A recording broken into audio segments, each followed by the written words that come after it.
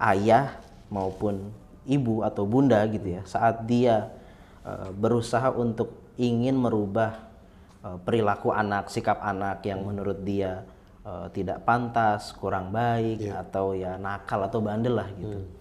Sebenarnya yang harus diperhatikan pertama kali adalah perilaku kedua orang tuanya. Mayoritas perilaku kita terhadap anak kita itu sangat dipengaruhi oleh masa kecil kita dahulu dididik atau diperlakukan oleh orang tua kita.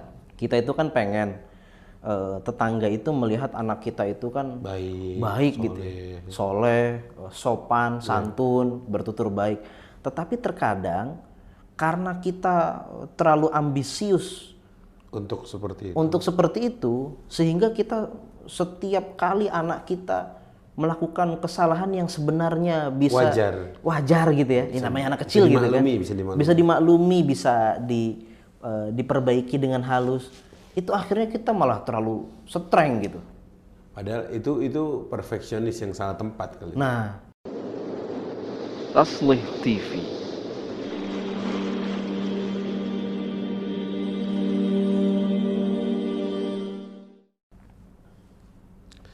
Bismillahirrahmanirrahim. Alhamdulillah, wassalatu wassalamu ala Rasulillah wa ba'd. Assalamualaikum warahmatullahi wabarakatuh.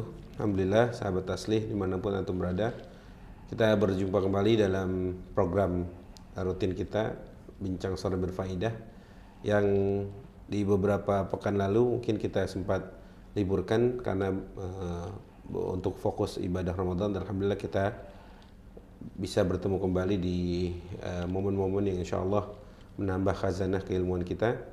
Dan sebelumnya saya ucapkan taqabbalallahu minna wa minkum shalihal a'mal, kullu 'am wa antum bi khair.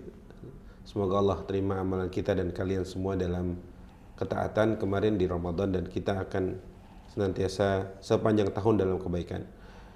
Teman-teman, masih dalam lanjutan pembahasan tentang bareng di dunia dan ngumpul kembali di surga, yang bersama saya ditemani oleh Ustaz Bambang Ridho, hafizahullah ta'ala. Kita sapa dulu Ustaz Bambang. Assalamualaikum. Waalaikumsalam. Ustaz Bambang Ridho, gimana Ustaz lebaran antum? Alhamdulillah, lebaran hari ini, lebaran tahun ini di rumah aja, di Jakarta aja. Enggak pulang kampung? Enggak pulang kampung. Masya Allah.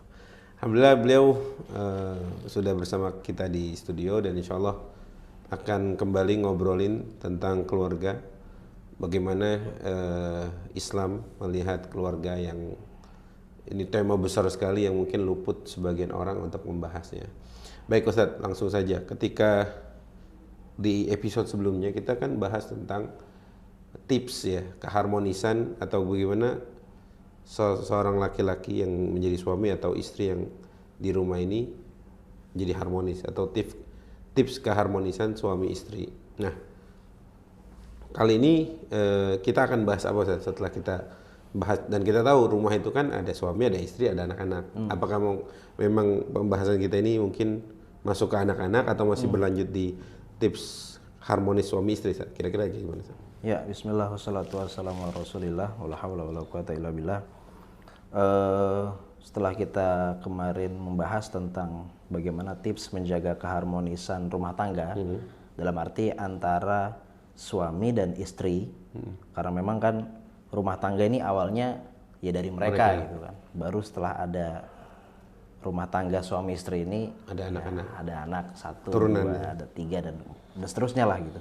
Nah, kali ini kita akan mencoba belajar bareng, kita diskusi bareng bagaimana tips mengatasi atau menghadapi ya namanya anak-anak.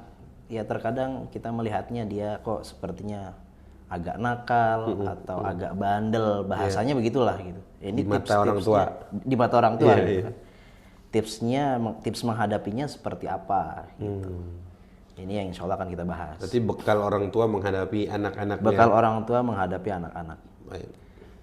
Nah, tentu kalau kita mengatakan bagaimana caranya, kita kan pengen sebagai orang tua, ya tentu ini bukan hanya bekal bagi yang sudah jadi orang tua ya. Akan Barangkali ada yang mau atau akan sebentar lagi menikah, atau tahun depan, masih bulan Syawal saat masih bulan Syawal gitu kan, bulan-bulan yang kayaknya bakal banyak undangan gitu kan. betul. Ini aja kayaknya udah ada 2 undangan ini, Masya Allah. iya kan? Nah, ini bisa jadi belajar kita bareng-bareng lah, nambah ilmu bareng-bareng gitu kan, yang ke depan akan punya buah hati gitu. Kalau kita berbicara cara gitu kan, tentu kita ingin cara kita ini berhasil, iya kan? Mengatasi anak, Mengatasi kebandelan anak, kenakalan anak gitu. Nah, tetapi yang harus kita pahami bahwasanya keberhasilan kita dalam mengatasi kenakalan dan kebandelan buah hati itu bergantung dengan seberapa jauh kita paham tentang tips-tipsnya dan kemudian seberapa jauh kita bisa mengaplikasikan tips-tips tersebut. Oke, berarti tahu ilmunya dulu. Tahu ilmunya dan Baru kemudian diamalin. diamalkan gitu. Bisa jadi ada orang yang tahu ilmunya Tapi juga nggak diamalin atau susah mengaplikasikannya gitu kan. Atau dia ingin mengaplikasikannya, mau melakukannya tetapi tidak tahu ilmunya, ya sama aja kan. Kurang kan gitu. Maka ini 2 hal ini harus berjalan dengan berbarengan. Dia mengilmui dirinya, dia tahu tipsnya, dan kemudian bagaimana cara dia menerjemahkan tips itu ke dalam perilaku, ke dalam praktik-praktiknya lah gitu kan. Nah, ini satu hal. Hal yang lainnya yang harus diperhatikan oleh kedua orang tua, ayah maupun ibu atau bunda gitu ya, saat dia berusaha untuk ingin merubah perilaku anak, sikap anak yang menurut dia tidak pantas, kurang baik, atau ya nakal atau bandel lah gitu. Sebenarnya yang harus diperhatikan pertama kali adalah perilaku kedua orang tuanya. Oh, mana yang kita harus koreksi pertama kali? Koreksi yang pertama kali orang tuanya. Orang tua ya, bukan artinya orang tua introspeksi diri dulu. Oke. Jangan tiba-tiba menyalahkan si anak. Jangan tiba-tiba menyalahkan anak. Karena mau tidak mau harus kita akui bahwasannya perilaku buruk anak adalah hasil dari bagaimana atau cerminan dari bagaimana perilaku kedua orang tuanya. Oh, ada kaitan erat. Ada kaitan erat. Dan ini kan yang sebenarnya diisyaratkan oleh Rasulullah Shallallahu Alaihi Wasallam kan dalam hadisnya, ma min mauludin illa wa yuladu 'alal fitrah fa abawahu yuhawidanihi aw yunassiranihi aw yumajjisanihi kan gitu. Dan tidaklah setiap anak yang terlahirkan itu dia terlahir dalam keadaan fitrah, dalam keadaan suci, atau dalam, ya kalau kita ibaratkan sebagai sebuah kertas putih, ini belum ada coretan, belum ada warna, belum ada garis, belum ada ya masih polos lah gitu kan. Semuanya tuh Ustaz ya, tanpa terkecuali. Semua yang dilahirkan ke dunia ini. Semua yang dilahirkan. Terus kemudian kan Rasulullah mengatakan fa'abawahu. Maka tergantung. Kedua orang tuanya kan, fa'abawahu yuhawidanihi au yunassiranihi au yumajjisanihi. Kedua orang tua inilah yang kemudian memberikan corak, memberikan warna kepada anak kan? Iya, artinya 3, Yahudi, Nasrani atau Majusi. Iya kan? Kalau orang tuanya berperilaku atau bermuamalah, berbicara, bersikap kepada anaknya dengan lemah lembut, dengan baik, dengan penuh kesopanan, dengan penuh kesantunan, dengan sesuai ajaran-ajaran agama, ya pasti anaknya kan. Anaknya juga akan terpengaruh kan. Betul. Ya sebaliknya begitu. Kalau perilaku orang tuanya negatif, dia sering memaki-maki anaknya, sering keluar kata-kata kotor di depan anaknya, ya anaknya kan kemudian mendengar, melihat, meniru. Bahkan kayaknya kalau aneh perhatikan ya Ustaz,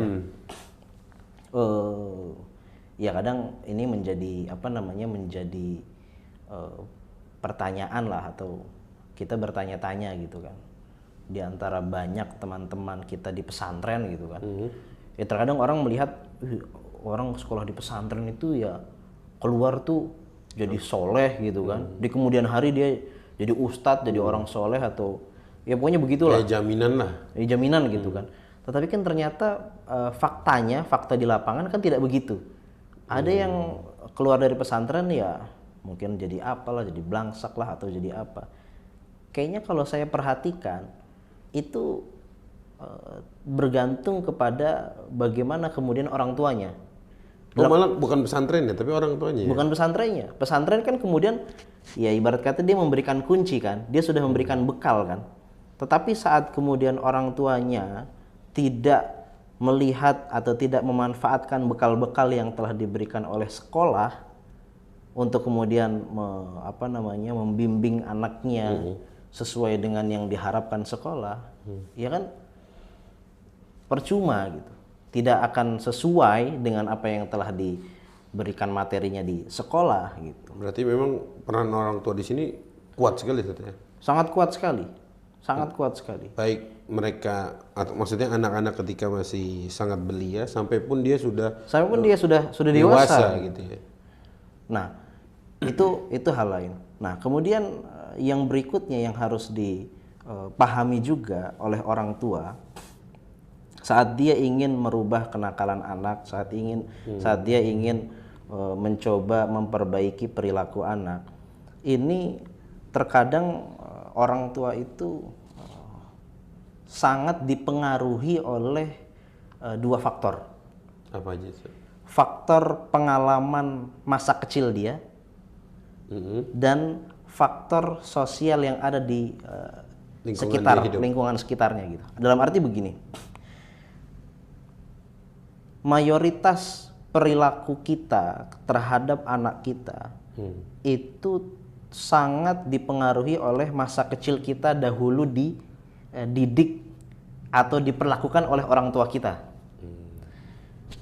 Ada anak yang mungkin dulu selama masa kecilnya gitu ya, dimarahi, diperas, dikasar, dipukul, itu bisa jadi sangat mempengaruhi, membekas gitu ya. Akhirnya dia saat dia punya anak, dia juga begitu gitu.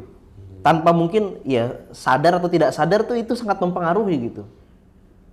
Iya kan? Karena dia dahulu tuh sering mendengar kata-kata kasar, keras gitu kan. Ada salah sedikit sama orang tuanya dimarahin, gitu kan. Kemudian saat dia menjadi orang tua dia lakukan itu juga kepada anaknya. Baik sadar atau tidak sadar. Baik sadar atau tanpa sadar gitu kan. Itu faktor yang pertama. Faktor yang kedua, biasanya kita itu mencoba merubah perilaku anak kita yang kita anggap kurang elok gitu ya. Karena kita dipengaruhi lingkungan sosial. Dalam arti gini, kita itu kan pengen tetangga itu melihat anak kita itu kan baik gitu, soleh, sopan, santun, bertutur baik. Tetapi terkadang karena kita terlalu ambisius untuk seperti itu, sehingga kita setiap kali anak kita melakukan kesalahan yang sebenarnya bisa wajar gitu ya, ini namanya anak kecil gitu kan, bisa dimaklumi, bisa diperbaiki dengan halus. Itu akhirnya kita malah terlalu streng gitu. Padahal itu perfeksionis yang salah tempat kali. Nah, misalnya kayak kita lagi ada di rumah ada tamu. Ya anak kita namanya anak-anak kan lari-larian gitu kan. Sehingga kemudian dia malah dipukul atau bagaimana gitu kan. Ya kan sebenarnya nama anak-anak kan wajar nih dia lari ke sana kemari atau kadang megang makanan, semua makanan dipegang gitu kan. Artinya dia bertingkah sepertinya layaknya anak-anak lah seluruhnya. Nah itu dia. Tapi dimaknai oleh orang tua yang tadi dia ingin di mata orang lain itu kelihatan baik, akhirnya dia terlalu strength. Terlalu keras lah, sehingga setiap hal kecil, sekecil apapun gitu ya. Kesalahan kecil tuh dianggapnya besar gitu. Iya Ustaz, apa aja Ustaz tipsnya misalkan untuk memutus mata rantai si anak tadi yang dia punya bekas didikan yang kasar, yang akhirnya kalau dia menjadi orang tua dia harus diputus rata-rata supaya tidak berlanjut terus kepada anak keturunan yang lain. Nah, ini tips-tips yang diberikan Dr. Majid Al-Kilani yang harus dimiliki oleh kedua orang tua saat dia ingin merubah perilaku anaknya. Yeah. Dr. Majid Al-Kilani mengatakan tips-tips ini adalah tips-tips yang harus dimiliki oleh kedua orang tua yang bersifat qawamah. Artinya tips-tips ini adalah tips-tips yang sifatnya qawamah. Dalam arti qawamah di sini adalah, ini kayaknya beliau mengambil dari ayat ar-rijalu qawwamuna 'alan nisa. Dalam arti begini, ini penting Ustaz ya. Ar-rijalu qawwamuna 'alan nisa biasanya kan biasanya orang mengartikannya adalah laki-laki itu lebih kuat gitu ya, atau kalau dalam bahasanya mungkin orang-orang feminis gitu kan, menindas lah laki-laki gitu kan. Yeah. Padahal qawam di situ kan dalam arti bisa diartikan dengan bertanggung jawab gitu kan. Nah, jadi saat Dr. Majid mengatakan ini adalah tips yang pada totalnya, pada akarnya adalah tips-tips yang sifatnya keluarga qawamah. Artinya keluarga ini bertanggung jawab dalam arti dia tahu ada permasalahan dan dia kemudian mau mencari solusinya. Oke, itu bagian dari qawwam. Bagian dari qawwam menurut Dr. Majid Al-Kilani. Artinya qawwam itu nggak selalu mungkin di mata orang itu yang kuat-kuatan, diktator, tapi malah lebih ke tanggung jawab. Dia bertanggung jawab. Tanggung jawab dan sadar. Sadar. Nah, dengan sadar itu ya. Dengan sadar kemudian dia kan mau berubah. Nah, oke. Menarik tuh. Apa tips-tipsnya? Tips yang pertama, ini ada beberapa tips, nanti mungkin ada part 1, ada part 2 gitu. Boleh, kita bagi aja mungkin. Tips yang pertama adalah bagaimana kedua orang tua benar-benar menggunakan dengan sebaiknya 4 karunia yang Allah berikan kepada manusia. Karunia apa maksudnya? Jadi ada 4 karunia yang diberikan Allah kepada manusia dan tidak diberikan kepada makhluk lain. Yang ini kemudian bisa modal awal untuk menyelesaikan masalah. Apa aja sih? Dan perlu kita ketahui bahwasanya menyelesaikan masalah dengan modal 4 karunia ini sebenarnya bukan hanya masalah kekeluargaan. Apapun itu ya, sebagai seorang leader gitu kan, sebagai seorang pemimpin, ini butuh nih 4 karunia ini dimanfaatkan dengan sebaik-baiknya. Okay. Karunia yang pertama adalah karunia Allah berupa manusia itu bisa tahu diri. Tahu diri dalam arti begini. Manusia itu diberikan karunia oleh Allah untuk bisa mengoreksi dan introspeksi bagaimana dia berpikir dan bagaimana dia bersikap. Artinya gini, sebagai seorang tua, sebagai orang yang berperan sebagai orang tua gitu ya, maupun dia ayah maupun dia ibu gitu kan. Ya tadi dia itu saat dia mencoba menghadapi kenakalan anak atau kebandelan anak, itu kan sebenarnya diawali dengan cara berpikir dia untuk merubah gitu kan. Gimana caranya nih? Gitu. Bagaimana caranya? Apakah harus anak itu saat salah harus diteriakin gitu kan? Harus diomelin, harus dipukul, harus dicubit gitu kan? Atau mungkin harus dilemah lembutkan dan lain-lainnya. Dia harus bisa tuh kemudian melihat atau menilai cara berpikir saya ini kayak apa? Benar atau tidak, sesuai atau tidak. Bagaimana kemudian akibat yang dimunculkan dari cara berpikir saya, cara berperilaku saya. Oke. Jadi dari awal tahu diri dulu, sadar diri dulu gitu kan. Bahwa ini kemampuan dari Allah ya. Ini kemampuan dari Allah. Manusia itu diberikan karunia oleh Allah berupa dia bisa menyadari, dia bisa mendeteksi apa yang kurang baik, apa yang ini dari dirinya sendiri. Dari dirinya sendiri. Kemudian yang kedua, karunia kedua adalah kesadaran diri untuk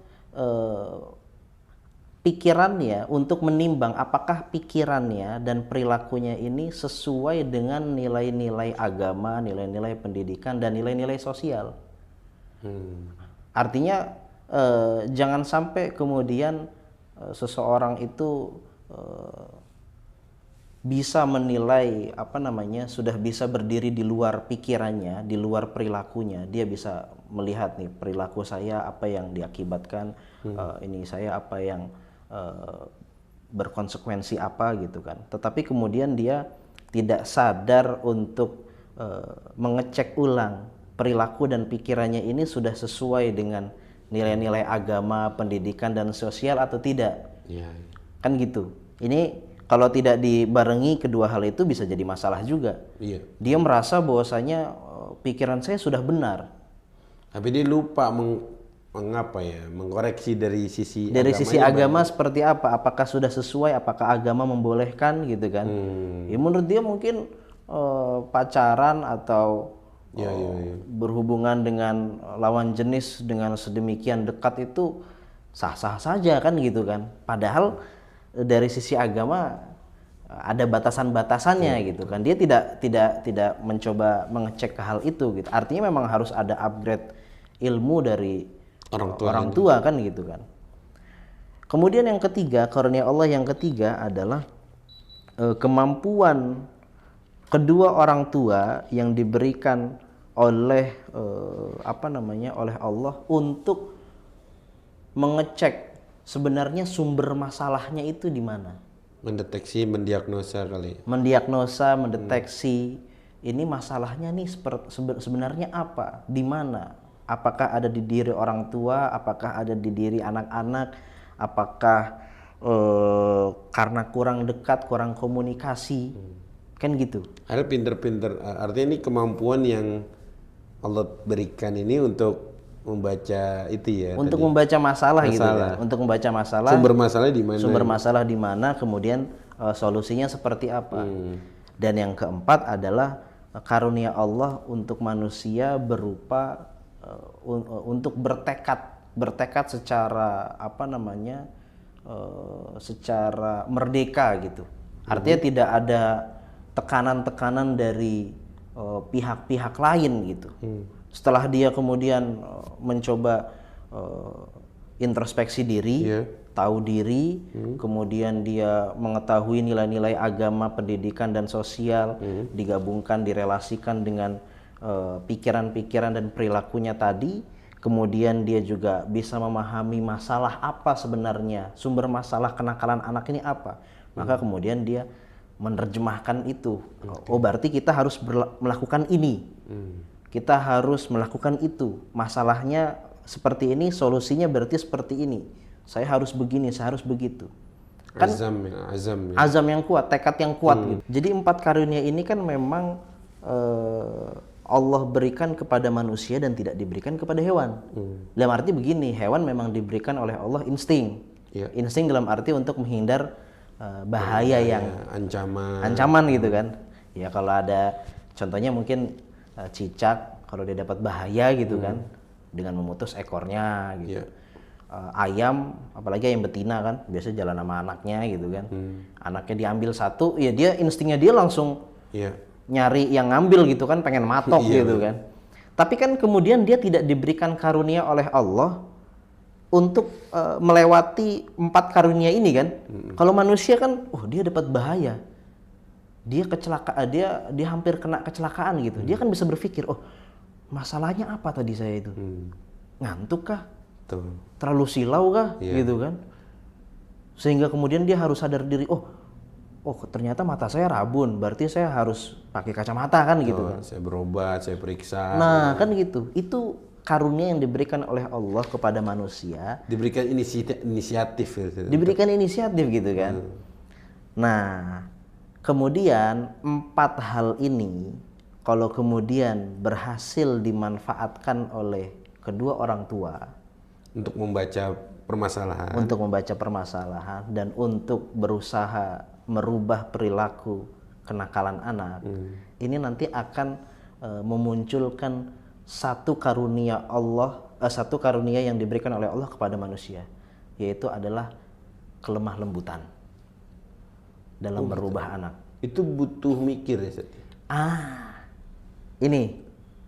Ini memang ada riadohnya gitu, Ustaz. Ada Ada apa ya? Ada latihannya. Memang ya ibarat kata gini ya, kalau orang pengen berotot gitu kan, dia pengen six pack gitu kan. Dia butuh latihan. Kan butuh latihan tuh. Nggak instan. Mungkin ada latihan tangannya seperti apa gitu kan. Kan kalau pengen membentuk Perut, otot perut atau otot bicep, sayap gitu kan, itu kan ada latihan-latihannya. Ya begitu juga ini. Semuanya butuh latihan, butuh pembiasaan sehingga kemudian kedua orang tua itu bisa. Menurut Dr. Majid itu malah kelemah lembutan itu buah dari 4 hal yang dimanfaatkan itu, Ustaz. Benar. Berarti kalau kita nih orang tua introspeksi dan memaksimalkan 4 yang tadi diberikan oleh Allah yang antum sebutkan itu, ujungnya itu malah hasilnya lemah lembut. Lemah lembut. Oh gitu ya? Lemah lembut. Walau kunta faddan ghalidhal qalbi lanfaddu min hawlik. Jadi buah dari itu semua kelemah lembutan. Kelemah lembutan. Dan itu butuh latihan, butuh riyadhah, butuh mujahadatun nafs gitu kan. Sebagaimana orang yang ingin berbadan sehat, ingin membentuk otot-otot tubuhnya gitu ya. Dia juga butuh latihan, butuh waktu, ya kan? Karena sebagian dari kita jago melatih fisik tapi tidak jago melatih jiwa. Melatih jiwa. Iya. Dan mungkin yang menjadi pertanyaan gini, Ustaz.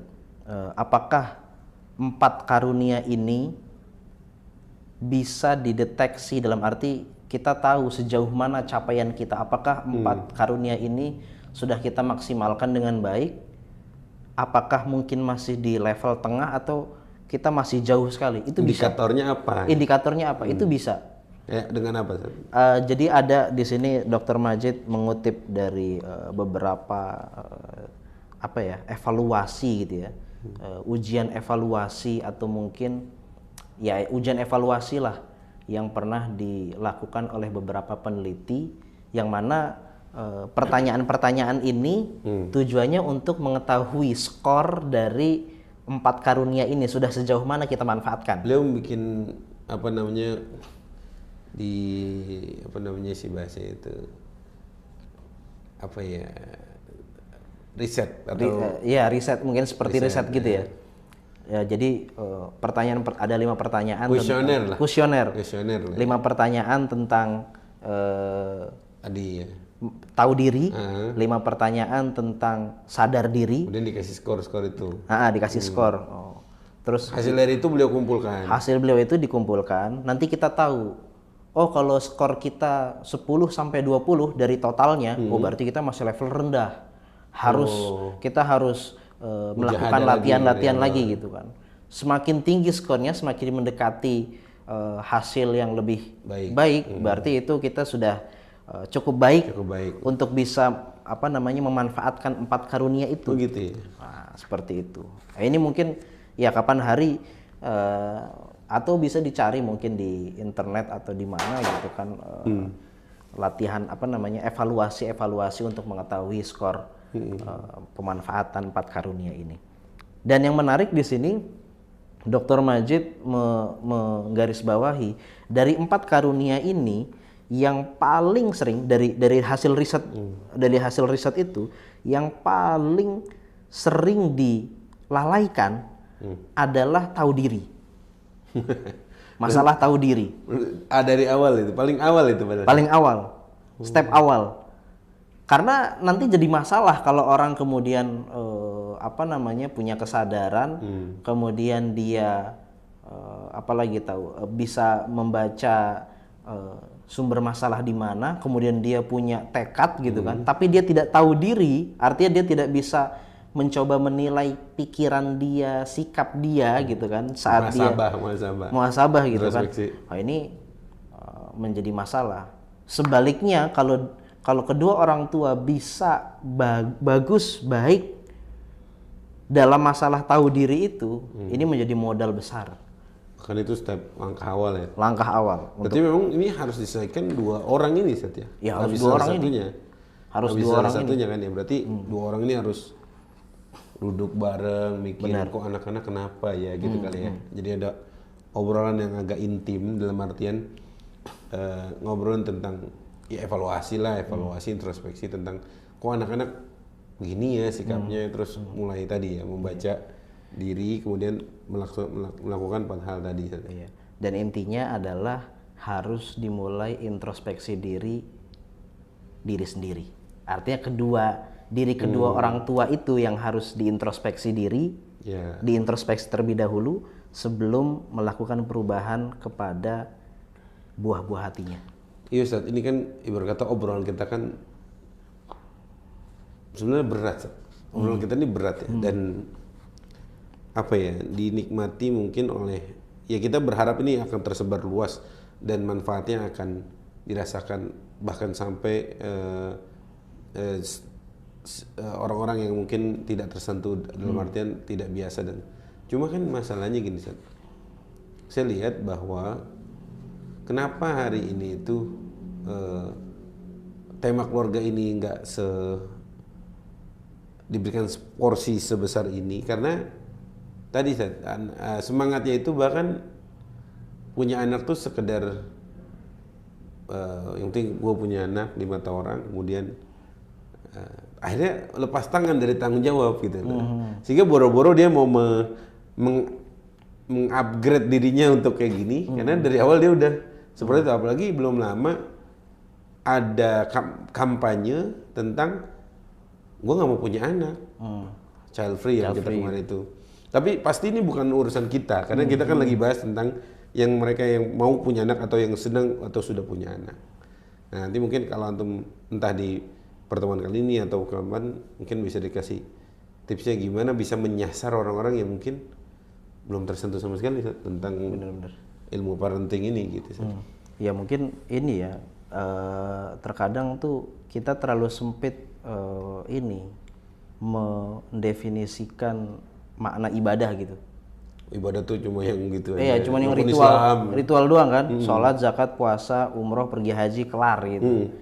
Ya padahal kan ini juga mendidik anak itu ibadah yang besar kan. Iya jelas loh, itu adalah amal soleh gitu kan. Ya kalau dulu Nabi siapa yang dibilang innahu amalun ghairu soleh gitu kan. Nabi Nuh ya. Ya berarti kan mendidik anak itu atau buah hati aja bahkan itu adalah amal gitu. Jangan kita anggap amal itu sesuatu yang kerja gitu ya. Kan amal itu kan kerja gitu ya. Kita terkadang di era globalisasi gitu ya. Di era hari ini kita hanya menganggap ibadah sempit gitu kan. Kita menganggap kerja juga adalah sesuatu yang menghasilkan uang doang. Bukan sebuah ibadah. Bukan sebuah ibadah kalau yang selain itu gitu kan. Padahal termasuk kerja juga adalah mendidik anak, bahkan yang tidak menghasilkan uang gitu kan, tidak menghasilkan cuan gitu. Ada misorientasi kan? Misorientasi tentang mendidik anak itu adalah ya terlepas dari kewajiban, ini ibadah gitu. Benar. Kewajiban oke, tanggung jawab kan orang tua sebagai wali. Tapi ini ibadah besar gitu. Benar, ibadah yang sangat besar ini. Ada lagi tips dari Dr. Majid yang mungkin bisa kita bahas di pertemuan kali ini, kan kata antum akan kita bahas. Akan kita bahas dua part gitu ya. Tips yang kedua adalah sejauh mana orang tua menggunakan bahasa kekeluargaan saat dia merubah anaknya, merubah kenakalan anak seorang buah hati. Seperti apa itu bahasa kekeluargaan itu? Nah, bahasa kedua orang tua saat dia bersikap, saat dia bersentuhan dengan buah hatinya, itu kan bisa jadi bahasa-bahasa negatif atau bahasa-bahasa positif. Ya, dua kemungkinan itu. Dua kemungkinan itu ya. Dan jelaslah konsekuensinya kalau kita pakai bahasa negatif, yang ada ya anak mungkin ya bukan tambah bener gitu ya, bukan berubah malah melawan gitu kan. Dan kita harus ingat loh, nanti itu yang kemudian akan mempengaruhi saat anak kita menjadi kedua orang tua. Kan mereka jadi orang tua. Iya ya kan. Tapi sebaliknya kalau kita menggunakan bahasa-bahasa katakan positif gitu ya, ini yang diharapkan bisa merubah kenakalan anak menjadi baik dan kemudian bisa memberikan pengaruh efek yang baik. Contoh yang aplikatif apa Ustaz kira-kira? Nah, misalnya gini, kalau bahasa-bahasa negatif itu adalah bahasa-bahasa yang sifatnya menguak masa lalu anak gitu ya. Anak dulu pernah punya salah, itu dikorek-korek lagi, diungkit-ungkit lagi gitu kan. Atau bahasa-bahasa yang sifatnya menghina atau merendahkan anak gitu kan. Bahasa-bahasa yang pokoknya menjatuhkan anak atau lah gitu. menjustifikasi tuh. Menjustifikasi anak gitu ya. Kamu ini bandel gitu. Nah, kan gitu kan. Contohnya kalau kita sedang lihat anak kita nangis terus atau dia itu sangat nakal perilakunya, terus kemudian kita bilang, naudzubillah nih, ini anak musibah ini anak nih. Nah kan gitu kan, itu bahasa negatif tuh gitu. Iya. Ini anak bikin lama-lama gila gue kalau ngadepin anak kan gitu tuh. Ada aja itu yang kayak Ada gitu. aja, iya kan? Ada aja itu. Bener gila dia itu. Iya kan? Itu bahasa-bahasa negatif yang keluar dari orang tua iya, ya. sadar atau tidak itu terkadang ya mungkin dengan lagi kesel mungkin ada masalah apa di tempat kerjaan atau ya ada banyak ya kita sedang banyak masalah gitu. Sampai rumah anak tiba-tiba begitu kan. Gila aja nih anak bego kan gitu kan, kadang begitu tuh. Untung anaknya nggak ngabalikin, lu yang gila gitu. Ya, anaknya juga mungkin mikir kan, kalau gue balas nih gue malah dipukulin kan gitu kan, karena dia sering dipukulin mungkin. Takut ya. Kadang takut anak-anak kita takut gitu kan. Ya Allah, berat jadi orang tua ya. Berat jadi orang tua, tapi ya itu pahalanya juga besar gitu kan. Ya kan agama kita semakin besar usaha yang kita keluarkan untuk beribadah, ya semakin besar pula pahalanya. Insya Allah. Nah sebaliknya bahasa-bahasa positif gitu kan, ini bahasa-bahasa yang kemudian diharapkan dan insya Allah bisa merubah kenakalan anak, karena kan ya bahasa positif ini kan bahasa yang sifatnya dia itu bisa membaca dalam arti sadar dengan masa depan anak, masa depan keluarga. Ya mana ada sih kedua orang tua yang pengen masa depan keluarganya hancur, belangsakan, kan nggak ada kan. Ya semua orang pasti mau lah masa depan keluarga, masa depan anaknya kan baik, sukses. Makanya dia harus menggunakan kata-kata positif, kata-kata baik, kata-kata yang memang identik dengan kesuksesan gitu kan. Ya contohnya misalnya, kamu hebat, masya Allah kamu nih. Bahkan ada yang terlalu optimis, padahal bukan. Apa tuh? Saya pernah dengar ceramah Ustadz Tile kalau nggak salah ya. Dia bilang, kita mah Bu, masya Allah gitu kan. Padahal mah anak kita tahu anak tukang apa gitu, tapi kita panggil anak raja itu kan. Itu kan sebuah positif, padahal bukan gitu ya. Ada kenyataannya gitu kan. Iya kan? Atau mungkin misalnya anak kita sedang melakukan suatu hal, kemudian dia belum berhasil gitu kan. Ayeuna bisa kerja lagi gitu. Atau kita tanyakan gini, nah apa yang sebenarnya menjadi kesulitan dalam pekerjaanmu gitu kan, dalam usahamu kan gitu. Jangan kemudian kita tahu anak kita nilainya kurang bagus, merah gitu kan. Emang agak pernah belajar sih lo kan gitu kan. Itu kan ya sebenarnya dia bisa jadi dia kurang belajar karena orang tuanya nggak pernah peduli, nggak pernah ngajak belajar, nggak pernah support, nggak pernah bimbing belajar, kan gitu. Dan itu banyak terjadi juga ya. Benar. Ya apalagi zaman gadget sekarang kan, kita terlalu asik dengan gadget kita gitu.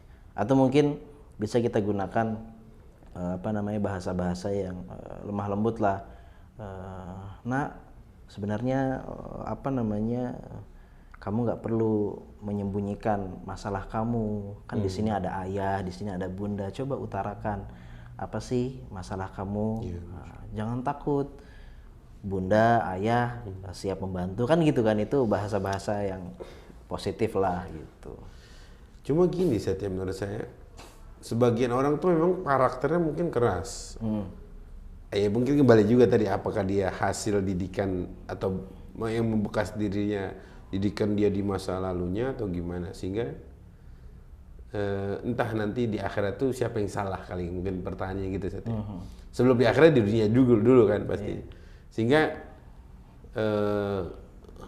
apa ya, itu akan terwarisi terus-terusan tuh. Nah, Terwarisi sehingga tadi ya ada kan, masya Allah, mungkin sebagian orang memang ada misalkan sebagian suku gitu, sebagian suku. Kalau saya dulu misalnya, saya jujur, Anda waktu di pesantren misalkan, apakah memang nitip orang tua saya dalam arti ibu yang kayak kalau nelfon tuh gimana, sehat, kan gitu kan, udah makan belum, gitu kan. Artinya saat saya dengar orang tua yang lain mungkin ya Allah, masya Allah, tapi bagi saya itu adalah gaya mendidik gitu menurut saya, bukan sebuah kalimat negatif atau kekerasan, karena memang bahasa cinta beda-beda mungkin. Ada yang mungkin disepakati, ada yang mungkin iya benar, gitu. benar. Jadi ya, kayaknya seperti itu. Karena sebagian orang tua kan masya Allah lembutnya ke anak-anak laki-laki misalkan. Iya. Yang kalau saya merasa itu kayak gitu maksudnya gitu kan, gimana gitu. Tapi itulah bahasa cinta. Bahasa cinta gitu. ya. Masya Allah. Ya intinya memang di garis besarnya gitu kan.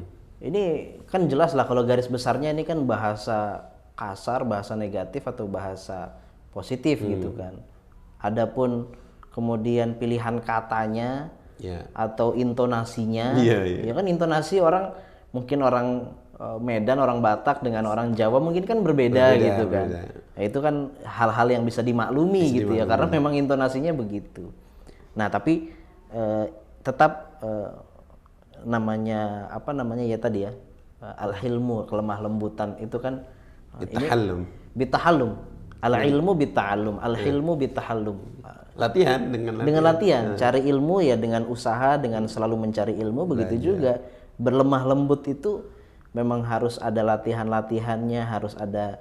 Kalau perlu direkayasa sekalipun itu. Iya, kan awalnya rekayasa kan, tetapi kan kemudian terbiasa.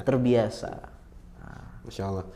Ini sebenarnya akan panjang obrolan tentang bahas tentang tips ini teman-teman, tapi ya waktu membatasi kita ya Ustaz. Jadi mungkin di episode setelahnya kita akan kembali membahas di tema yang sama, yaitu tema bagaimana sebenarnya tanggung jawab atau tips buat para orang tua agar bisa mengatasi gitu ya kenakalan anak-anak yang padahal mungkin itu cerminan dari kenakalan orang tuanya gitu kan. Saya teringat ini sebagai closing statement mungkin Ustaz. Teringat salah seorang ulama gitu, setiap kali aku melihat perubahan pada istri atau anak-anakku, bahkan hewan tungganganku, itu sebab dosa yang aku perbuat. Saya lupa nama ulamanya, tapi seperti itu kira-kira. Berarti itu memang cerminan, khususnya sih orang laki-laki gitu, sebagai kepala rumah tangga. Dari antum mungkin ada closing statement? Ya sama seperti yang antum katakan tadi lah. Artinya memang ini tips-tips ini memang ditujukan pertama kali adalah untuk kedua orang tua agar bisa introspeksi diri sebelum dia kemudian mengevaluasi anak-anaknya. Baik, jazakumullah khairan Ustaz Bambang Ridho atas ilmunya yang sudah di-share kepada kita, diskusi yang hangat dan kemudian menjadi bekal buat kita yang sudah memiliki anak, dikaruniai anak atau terkhususnya kita berdua sebenarnya. Iya, saya juga dari tadi tuh ya Allah, pas Ustadz Ridho menjabar tuh ada gak di aneh tuh, jangan-jangan selama ini nganggap anak kita ini itu karena ya anak kita baru pada tumbuh kan, 3 tahun itu kan masih udah lincah ya, tapi di saat dia tidur kita lihat ya Allah dia polos sekali yang tadi kita marahi atau lain sebagainya. Masya Allah. Dan ini bekal buat kita pribadi, Anda dan Ustadz Bambang Ridho dan teman-teman semua yang memiliki anak atau yang akan menikah dan ingin diberikan keturunan oleh Allah. Kira-kira itu teman-teman, semoga obrolan kita ini bermanfaat dan silakan di-share, silakan dibagikan, silakan di-like dan semoga kita diberikan kekuatan oleh Allah untuk mengamalkan apa yang sudah kita ketahui. Aku qouli hadza wa astaghfirullah wa lakum. Kita tutup. Wassalamualaikum warahmatullahi wabarakatuh. Waalaikumsalam warahmatullahi wabarakatuh. Taslih TV